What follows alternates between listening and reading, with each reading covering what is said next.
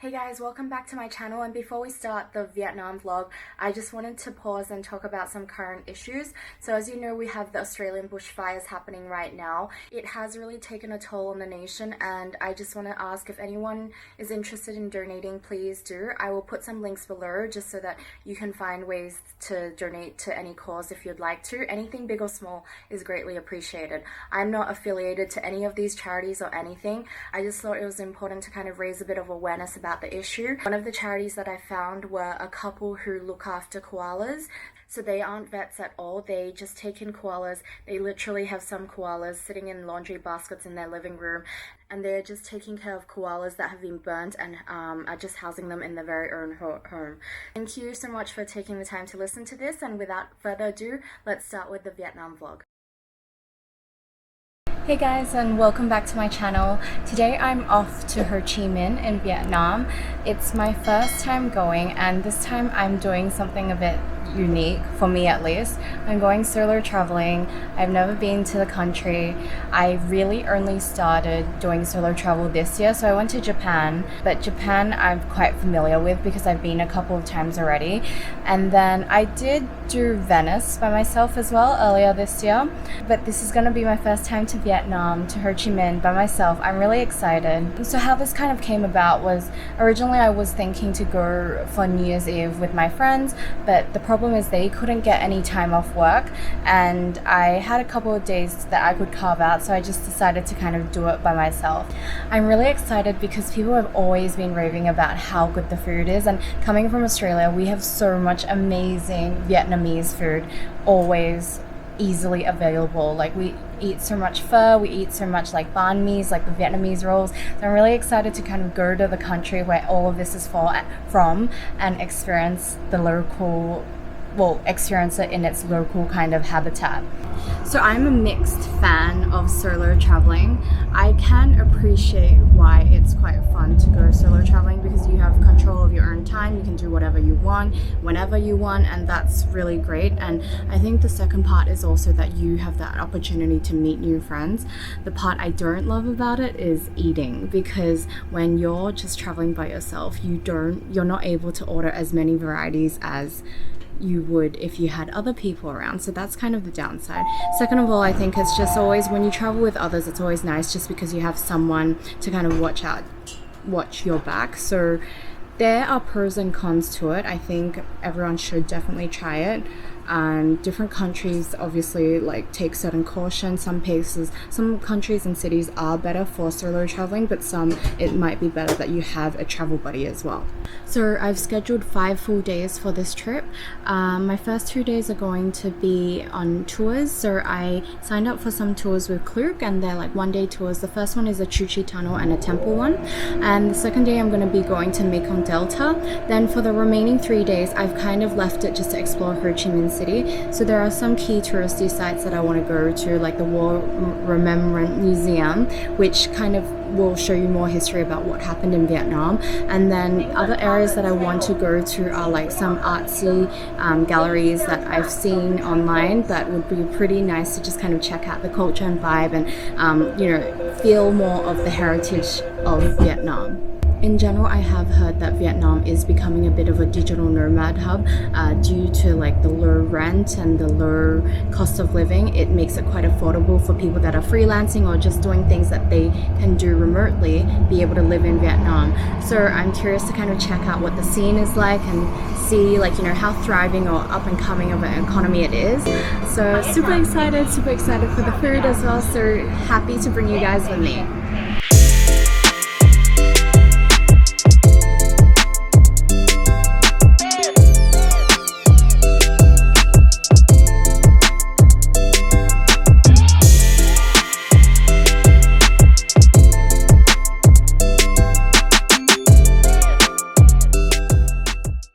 So I've safely arrived at my hostel now. It's a really cute space, but it is a bit dark outside, so I'll show you during daytime when it's a bit brighter. I'm in a 6-bedroom female dorm. So far I haven't seen anyone in here yet, so it's just me, hence I can kind of talk to you guys. I will have an early night tonight just because I have to get up really early for the tour. The tour pickup is around 7:30 and I booked it through Klook, and I will probably need to get up a bit earlier than that. So the tour I booked for tomorrow is Ho Chi Tunnels and Tao Dai Temple. It's one whole day long, and then for the day after I've booked the Mekong Delta one-day tour as well. I really love using Klook just because it's so convenient and people kind of post reviews, so you know they're very active and recent. I find them quite reliable and the customer service is quite responsive, because like for example when I was booking my tour for this trip, which is like tomorrow and the day after, when I had to sign up and put in my address for pickup and everything, the region that my hostel is wasn't listed there. So I kind of double checked with them just to make sure that they would be able to pick me up, because I hadn't, like, where I'm staying didn't really have a region or location. So I emailed them. They were quite responsive, quite fast, and able to get through to me. So I found them quite responsive. I use them a lot when I'm traveling to the airport in Hong Kong for the Airport Express. And SIM cards, sometimes I'll use them for SIM cards because it's also really convenient. Like when we go to Japan, I can sometimes pick up the SIM card from Hong Kong airport, and it's very convenient, it's easy to use. The prices are generally a bit discounted, and I think because so many people kind of review and contribute to like how their experience was and share photos as well, that's what has made the experience so much like more smooth, and you kind of trust and rely on it really well. In the past, the tours I've done with them, I did a tour in Busan for the Jagolchi market tour, and where we tried like the penis fish and everything. You can see the video up in the link. And I've probably done others off the top of my head. I can't remember. I think the panda one of my favorite trips was also through Klook as well. So I've been using them for quite a while, at least like a year and a half plus. I don't know, I just really trust it, and I think they really get you good prices and everything. So actually, Klook is one of the ways that I actually decide how or what things I want to do when I'm traveling. So for example, with this trip, I mean, you can go on and search in Google like what kind of things you want to do, or like, you know, the typical what can I do in the city kind of thing. But actually, I like to reference Klook as well. So I'll go to Klook, look at the city that I'm trying to visit, have a look at the kind of key things, because they have tours for those main things.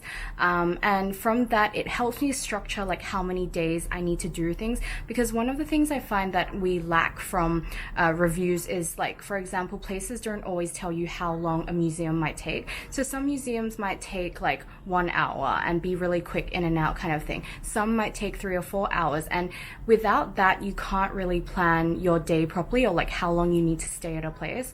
So what I find is that for Klook, for example, the way, so Ho Chi Tunnels could have been a half tour, but because I combined it with a temple as well, it became like a full day tour. So, and also obviously because like I'm traveling alone and it's a bit out of the way, it wasn't so convenient for me to go by myself. But other than that, I think Klook just kind of gives you an idea of what things you can do, or I guess the popular things that you should be doing. And this isn't a sponsored post at all. Like, I am an affiliate of Klook, but this has just been a very organic kind of way that I use it to plan my travels. And again, of course, when you visit places like museums and things, it will be subjective how long you want to be in there. Some people can go in really quickly. Some people really want to take the time and everything. But I think one of the biggest things about, like, you know, the initial stages of planning a trip is actually thinking about how long and how many days you want to be there, assuming that you have the flexibility of picking how many days you want to be there. Because I guess you want to make sure, I mean, depending on what kind of traveler you are, whether or not you like to really take your time, or you really want to pack things in, thinking about like how many sites there are, how much time you need for that is really going to factor in. And so for this trip, I picked 5 days because I had seen that, you know, for Ho Chi Minh City itself, people said 2 to 3 days was sufficient. And because the Ho Chi Tunnels and then the Mekong one was going to be outside of the city, I figured I would need to allocate like a day each to that. I want to see the, you know, touristy things, as I mentioned, but I also want to spend some time to just kind of people watch and, like, you know, walk through neighborhoods. I really like kind of finding, I guess, like hipster neighborhoods and just or the more hipster artsy neighborhoods and just kind of wander around and take my time, because I guess you get to feel a bit more of like people at their pace of life rather than just kind of skimming through things or looking for like the facts and the history pieces. So when you go to places that aren't the typical touristy places and you're just kind of people watching, you're seeing like the more normal, unnoticed parts of life, and I think that's when you start to really be able to see people living in their like daily lives. So yeah.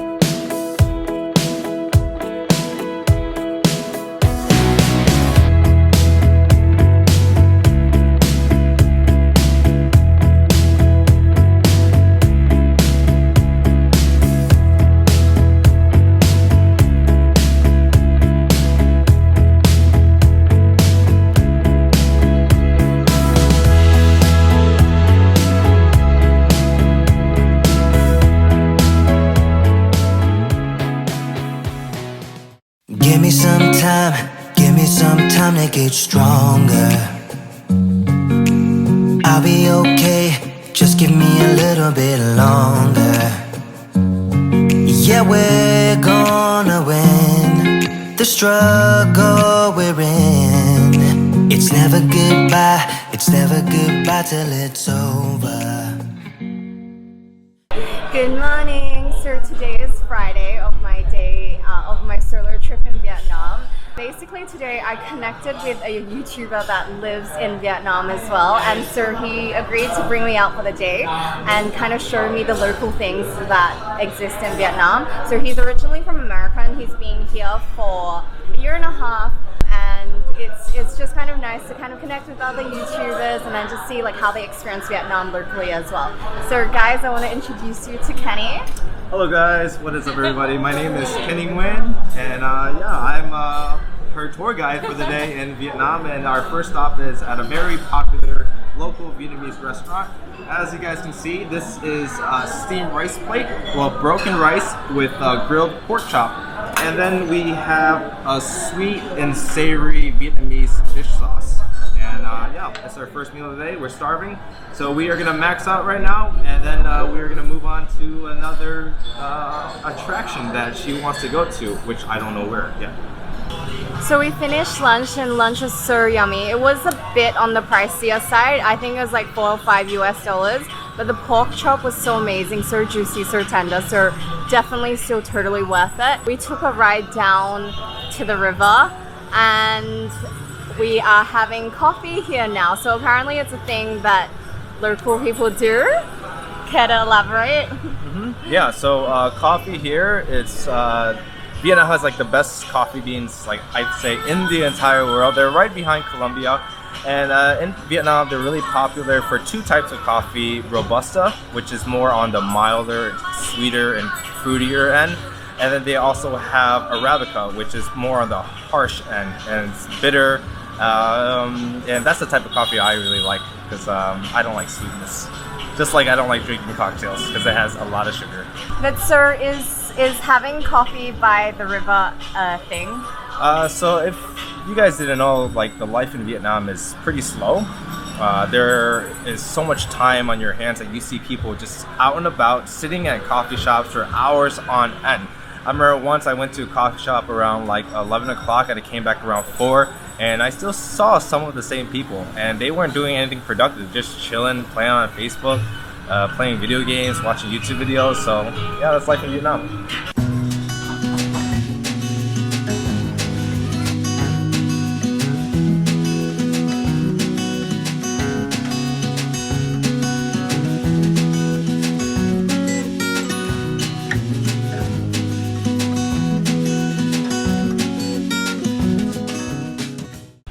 So right now I'm at dinner at a place called Baba Buncha It was highly recommended on Google reviews, and I wanted something like with a fish sauce kind of flavor. So I got the combo. So that's basically a starter, a main course, a drink, and dessert. And the one that I picked was basically a barbecue pork breast with meatballs on bamboo sticks and rice noodles with garlic, fresh herbs, sweet and sour, hot fish sauce, and papaya.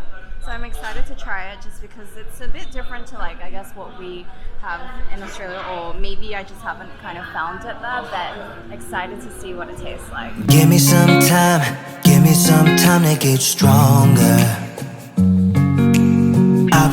So I just finished dinner. That dessert was amazing. And I am off to a bar called Rouge Saigon. So I'm gonna be meeting Kenny, and I think he's bringing like some of his friends. So it's a rooftop bar as well. So hopefully we'll get to see some nice views of the city and just enjoy some chill drinks. I was so crazy to lose you. Just come back to love. Let's never do what we used to. Good morning. So today's day 4 of our Ho Chi Minh trip in Vietnam, and I'm in a little coffee shop called Little Hanoi Egg Coffee. So egg coffee is a Vietnamese drink that is prepared with egg yolks, coffee, condensed milk, and sugar, and I'm really excited to try it just because it looks really nice and creamy, almost like an eggnog kind of texture and maybe flavor as well. But this has been like one of the things that you must try when you're here in Vietnam, so let's take a look. So I just finished coffee and now I'm headed over to a place for lunch. It's going to be near the War Remnants Museum. I don't know why I can't say that properly, but my plan for today is to do the more touristy cultural things because I haven't checked out the War Remnants Museum yet and Independence Palace, and these two are quite nearby. So I picked a place nearby the museums for lunch, and now I'm headed over and I'll take you guys with me.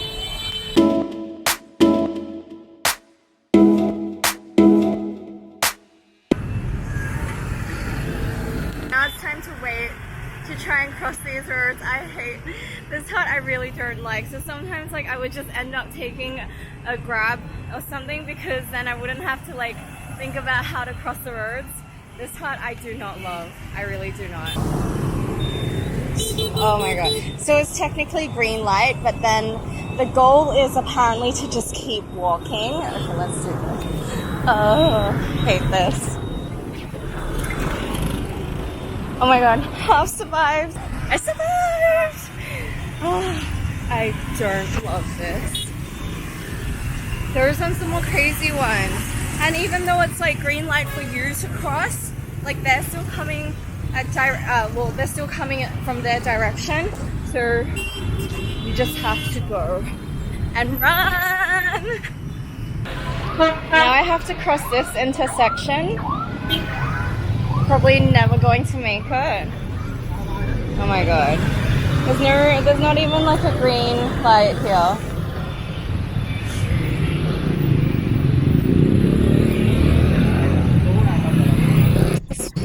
Let's just wait if it calms down a bit, which it probably will never.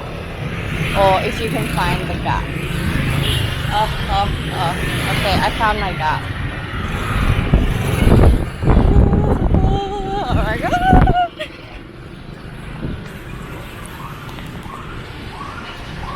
Made it! I survived that! Yay! I feel totally invincible right now.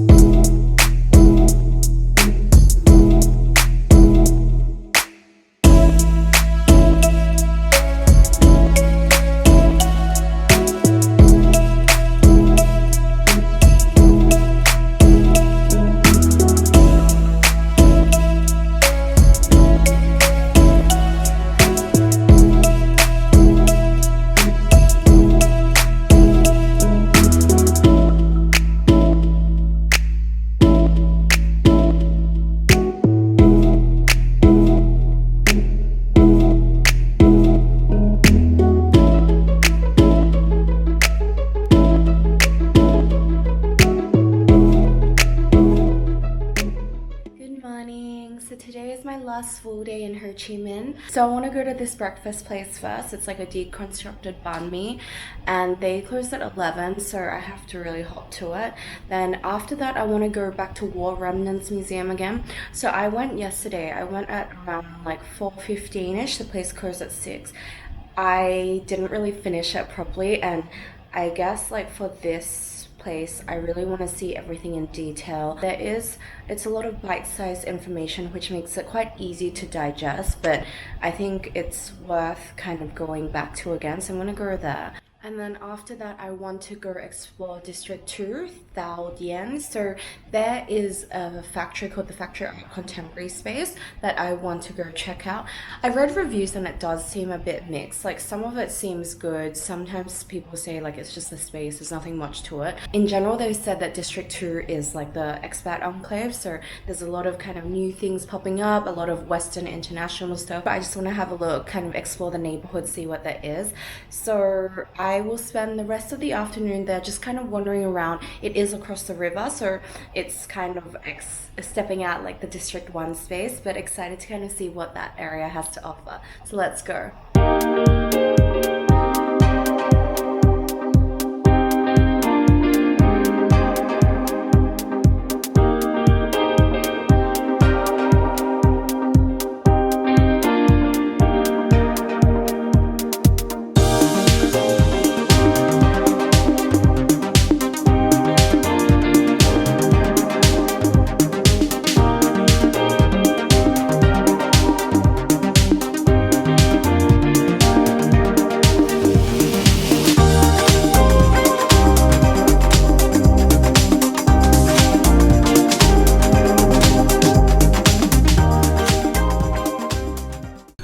So I ended up finishing the War Remnants Museum in 3 hours. So I think if you plan on going through all detail and looking at everything, you definitely need 3 hours, just because it really kind of lets you look at all the titles and captions. And I think each part of the museum builds up quite well a detailed insight into what happened. So it's really worth going and really worth spending at least like half a day there.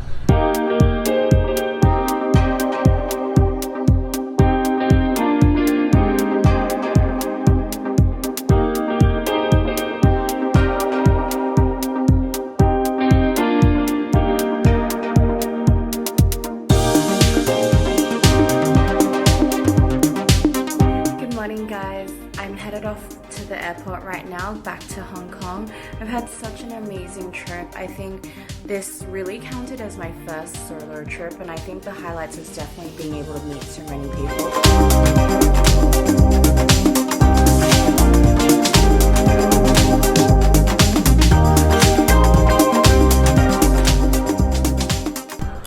So I'm at the airport right now. That banh mi en route to the airport did cause me a huge delay, but it's fine. I'm safe. I'm all checked in. I will be ready to board soon. So, you know, just to wrap up the 5 days in Ho Chi Minh, it was really amazing, and I'm really excited to come back to Vietnam and explore other regions. You know, they've said that other areas like Hanoi and Ha Long Bay are really worth seeing as well. Food is a bit different, so I'm very excited to explore that. Overall, I think it was a really good trip. I did have some mishaps, like just around like my first accommodation, the cleanliness, and hopefully I pray that it goes away and doesn't stay with me. But overall, it was a really good trip. I think the highlight of this trip was really being able to meet all these different people. So on day 1 from the tour, I met one Filipino girl, I met 2 people from Hong Kong, and then 1 person from US. On day 2, I met 1 Korean guy and then 2 Singaporean guys as well. On day 3, I met someone from US, and day 4, I met a local Vietnamese person and also another person from US or Canada. And on day 5, I met someone from US again, and then someone from Taiwan. So I think, you know, being alone just kind of gives you the opportunity to open up to your present and your surroundings around you. And that is definitely what also paved way for me to have these kind of conversations with people you might not necessarily talk to when you're traveling with others or in a group. So the highlights was definitely being able to meet other people and being more, I guess, immersed and present in the whole environment. The downsides was just that it was a bit harder to have like food, and again, because you're just on your own you can only eat one portion and not be able to try other things. But overall, I really had a great trip. Solo travel is something definitely you can do, and you know, some people that I met, especially the solo travelers, they would do like maybe one solo trip a year and then one with group of people or friends or family or things like that. So thank you guys for watching. Hope you guys enjoyed this tour of Ho Chi Minh, and until next time, we'll see you. Bye.